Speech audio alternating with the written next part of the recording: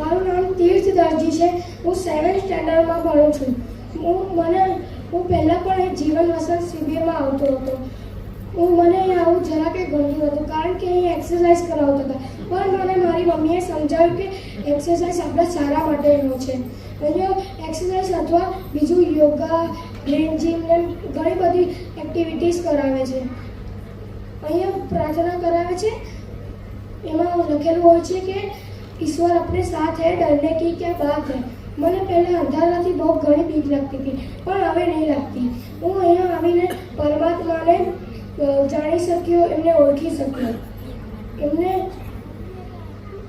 હું 15 દિવસથી આવું છું અહીંયા. મને ઘણો આભાસ થયો. મારા અંદર ઘણો બદલાવ આવ્યો. અહીંયા મધર્સ ડેના દિવસે પણ પ્રોગ્રામ હતો. એમાં પણ મને ઘણું બધું જાણવા મળ્યું. અહીંયા આવીને મને ખૂબ જ સારું લાગ્યું. ઓમ શાંતિ. આદરણીય પૂર્ણિમા દીદી, સ્મિતા દીદી, હરીશ કાકા તેમજ આપ સૌ વાલી મિત્રો, આપ સૌ સમક્ષ હું આ જીવન વસંતમાં મારો અને મારા દીકરાનો સૌ પ્રથમનો જે અનુભવ છે તે હું આપના સમક્ષ રજૂ કરી રહી છું.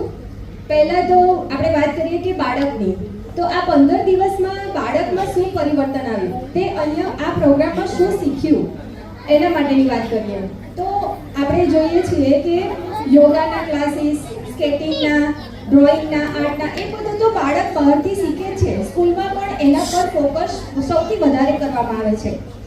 પરંતુ અહીંયા જે શીખવવામાં આવ્યું છે એમાં સૌથી વધારે જો મને ગમ્યું હોય તો એ છે સંસ્કારનું સિંચન.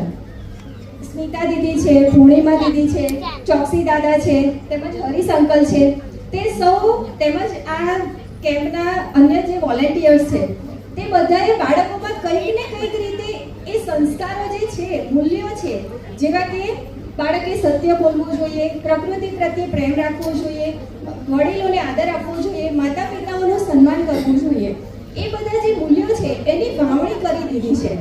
હવે વારો આપણો છે એક વાલી તરીકે, કારણ કે આ 15 દિવસનો કેમ્પ જે અટેન્ડ કર્યો એના પરથી એવું નથી કે બાળકમાં એ મૂલ્યો આવી ગયા.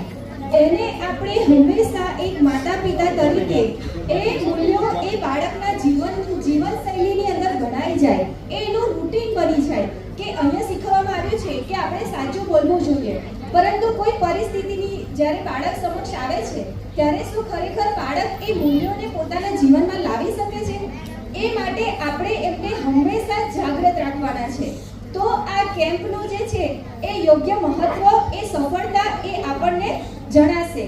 બીજું કે મારો અનુભવ, તો અમે ઘણા બધા મમ્મીઓ છીએ કે જે અમારા બાળકને લઈને આવતા અને અમે સાથે જ ત્યાં બધા બેસતા. સ્મિતા દીદી છે, ચોકસી દાદા છે, એ બધા સુંદર એવું અમને પણ માર્ગદર્શન આપ્યું છે. માર્ગદર્શનના પ્રમાણે કહીએ તો આપણને ત્યારે એવું થાય કે શાંતિ ક્યાં મળશે. આપણે ભજનમાં જઈએ કે કંઈક પ્રવૃત્તિ કરીએ તો આપણને શાંતિ મળે. પણ અહીંયા જે અમારા ઘણા બધા પ્રશ્નો હતા, અમે ચાલુમાં પૂછતા સ્મિતા દીદીને, ચોકસી દાદાને, જ્યારે અમને માર્ગદર્શન આપે ત્યારે અમે હંમેશા એમને પ્રશ્નો કરતા, પણ ખૂબ જ પ્રેમથી, એકદમ સરળતાથી અમારા બધા જ પ્રશ્નોનું નિરાકરણ કર્યું છે. અમને હવે કોઈ એવો પ્રશ્ન રહ્યો નથી. અને હું સ્મિતા દીદી માટે કહીશ તો સ્મિતા દીદીએ ખરેખર એક માતા તરીકે અને બાળક તરીકે માએ જે ફૂલને કળીને જે ખીલવવાની છે, અને માતાનું જીવન બી આપણું એક મનુષ્ય તરીકે, આત્મા તરીકે જીવન કેવું હોવું જોઈએ એ માટેનો સુંદર થાળ એમણે પીરસીને આપી દીધો છે. હવે આપણે એ થાળમાંથી દરરોજ થોડી પ્રસાદી લઈ અને આપણે આપણા જીવનને એ રીતનું ઢાંચામાં ઢાળવાનું છે, એ રીતનું જીવન બનાવવાનું છે. ખરેખર આ જીવન વસંતનો મારો અનુભવ એ મને ખૂબ જ આહલાદક લાગ્યો છે. મારા બાળકમાં બી મને ખૂબ જ ચેન્જ લાગ્યો છે. અને મારો હંમેશા એવો પ્રયાસ રહેશે કે બાળક જે અહીંથી મૂલ્યો શીખ્યું છે એ એના જીવનમાં, એના તો સાથે સાથે મારા પણ જીવનમાં એ મૂલ્યોનું હંમેશા જાણપણું રહે કે આ વસ્તુ છે તો બાળકે આપણે પણ એને શીખવાડવું પડશે. 15 દિવસમાં શીખવાડ્યું, હવે ઘરે જઈને વેકેશન છે, 10 વાગ્યા સુધી સૂઈ રહ્યા, મામાના ઘરે ગયા, હર્યા ફર્યા, એ બધું રૂટીન પાછું કાલથી ચાલુ થઈ જશે. પરંતુ નહીં, બાળકને આપણે સતત એના માટે એને કહેતા રહેવું પડશે, માર્ગદર્શન આપતા રહેવું પડશે. તો ખરેખર હું સ્મિતા દીદી, હરીશ કાકા અમને જ્ઞાન સાથે ગમત એવી સુંદર મજાની નાના જે પ્રશ્નપત્રો, એમાંથી અમારું જનરલ નોલેજ અમે વાતા બન્યા પછી ખરેખર અમારા માટે સમય આપવાનું આમ થોડું બહુ ડિફિકલ્ટ રહેતું હતું. તો આના લીધે અમે પણ થોડા એક્ટિવ બન્યા. હું એમનો પણ ખૂબ આભાર માનું છું.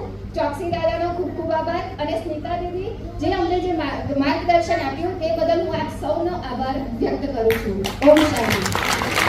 એક્ટિવિટી ડ્રોઈંગ કરાવે, પછી એક્સરસાઇઝ કરાવે, બ્રેઇન જીમ એક્ટિવિટી કરાવે, અને છોકરાઓને એટલું બધું આપણને સપોર્ટ કરે. બધા આમ ફેમિલી જેવું લાગે આપણને એમ. અને હું સ્પેશિયલ નડિયાદમાં રહેતા બધાને કહું છું કે જ્યારે બી આ લોકો પ્રોગ્રામ ગોઠવે, તમારા દીકરા દીકરીઓને એમાં મૂકો. બહુ શીખશે એ લોકો આનાથી. અને પેરેન્ટ્સનું બી એક્ટિવિટી હોય તો લોકો પાર્ટ લો, અને બીજાને બી મેસેજ મોકલો કે બધા આવી શકે. અને ખાસ હું થેન્ક યુ કહું છું સ્મિતાબેનને, પછી હરીશ કંકરે. હરીશ અંકલ હું નાનપણથી ઓળખું છું, પણ અહીંયા અમને મમ્મીઓને એ લોકોએ રોજ એક અલગ અલગ ટોપિક પર પેપર લઈને આવે અને અમને લોકોને એક્ટિવિટી કરાવે. એના લીધે અમને લોકોને એટલી બધી મજા આવતી હતી. અમારે ગ્રુપ બની ગયું હતું મમ્મીઓનું, એટલે બહુ સરસ અનુભવ રહ્યો હતો. હરીશ કાકા થેન્ક યુ, અમને લોકોને બહુ મજા આવી. પછી ચોકસી દાદા, અમે લોકોને એટલી બધી મજા આવતી હતી, એવું લાગે આપણે ઘરમાં ક્યાં દાદા અમે આપણે વાતો કરીએ, એવી તમારી જોડે વાતો કરે.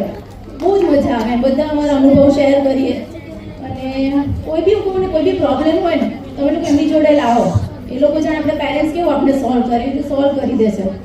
બસ હું એટલું જ રિકમેન્ડ કરું છું, પ્લીઝ બધા આવો. આ લોકો નિસ્વાર્થ ભાવે સેવા કરે છે એનો તમે લોકો લાભ લો. Thank you. ઓમ શાંતિ. Good evening everyone. Myself Vibhuti from grade 7.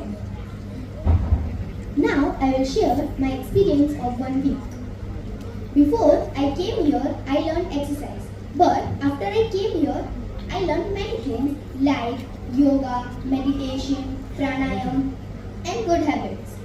Now I will talk about good habits. I was taught about how to behave with siblings and talk politely with parents. I was taught that do not fight with brothers and sisters. I also learned 10 golden sutras. First, I am a topper. Second, I am a winner. Third, I am an achiever. Fourth, I can stretch. Fifth, I am number 1. Sixth, I am disciplined. 7th, I am confident. 8th, I am responsible. 9th, I practice. And 10th, I remember everything.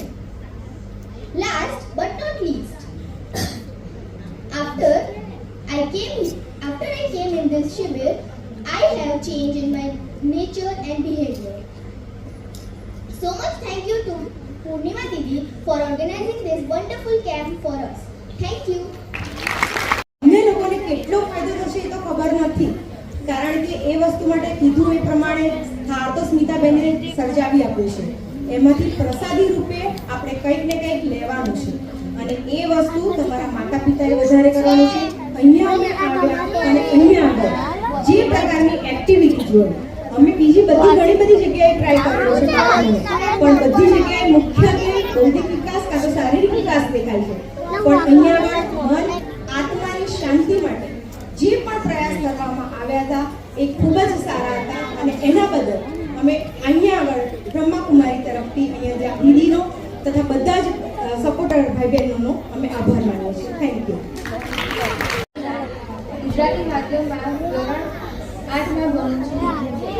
Brahmakumari એટલે સંસ્કારનું સિંચન.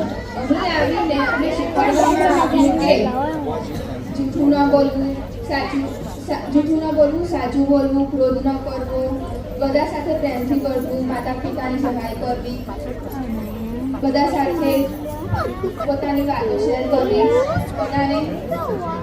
બધાને પ્રેમથી વર્તવું, કોઈની સામે ન કરવું, mummy પપ્પાને પણ સપોર્ટ કરવો કામમાં.